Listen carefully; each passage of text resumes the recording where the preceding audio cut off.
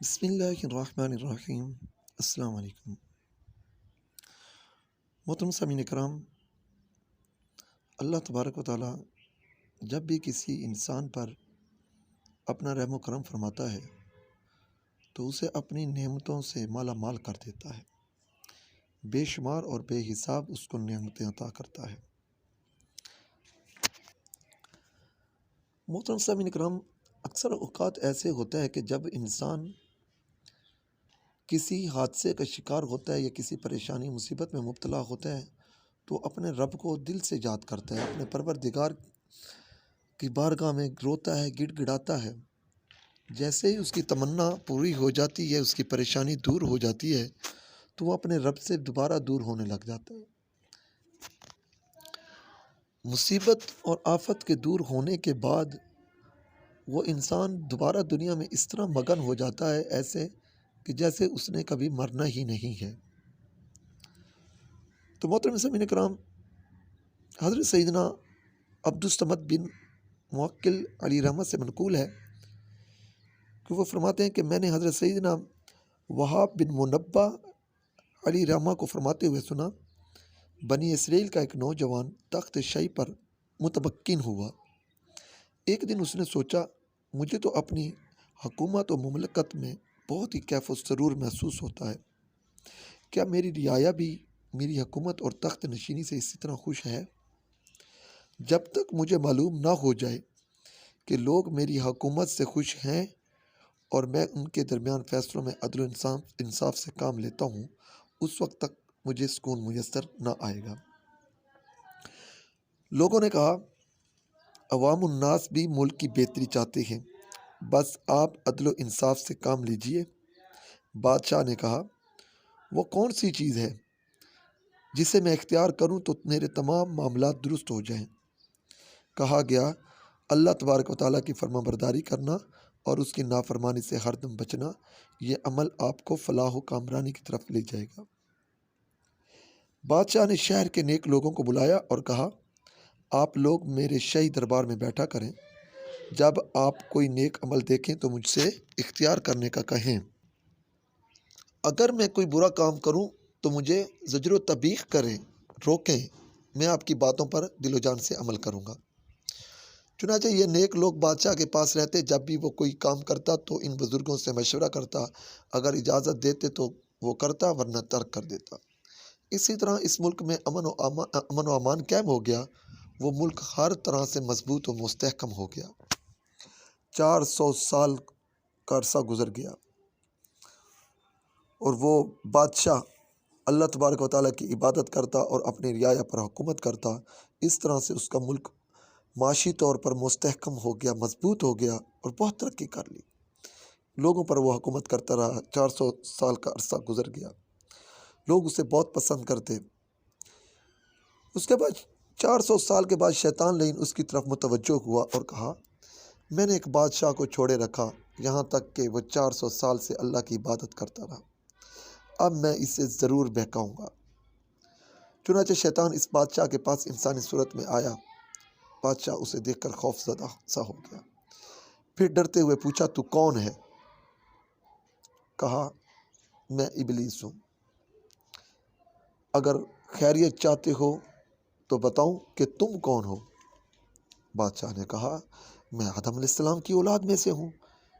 شیطان نے اپنا خطرناک وار کرتے ہوئے کہا، اگر تو آدم کی اولاد میں سے ہوتا تو کب کا مر چکا ہوتا، جیسے دوسرے انسان مر گئے۔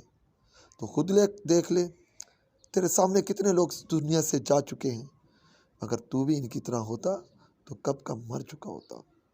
تو انسان نہیں بلکہ خدا ہے، تو لوگوں کو اپنی عبادت کی طرف بلا۔ شیطان لعین کی یہ کفریہ باتیں بے وقوف و بدبخت بادشاہ کے دل میں اتر گئی اور مغرور و تکبر میں وہ نشے میں چور و چور ہو گیا اور اپنے آپ کو خدا سمجھنے لگا۔ پھر ایک دن وہ ممبر پر کھڑے ہو کر اس نے لوگوں سے کہا، اے لوگو، ایک بہت بڑا راز میں نے تم سے چھپائے رکھا، آج تک میں نے تمہارے سامنے اس کا اظہار نہ کیا۔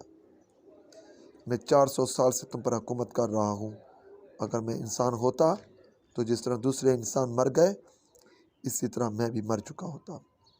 میں انسان نہیں بلکہ میں خدا ہوں تمہارا، آج سے تم میری عبادت کیا کرو۔ جب بدبخت بادشاہ نے یہ کفر کلمات زبان سے نکالے تو اس کو ایک جھٹکا لگا اور اچانک اس پر لرزہ طاری ہو گیا۔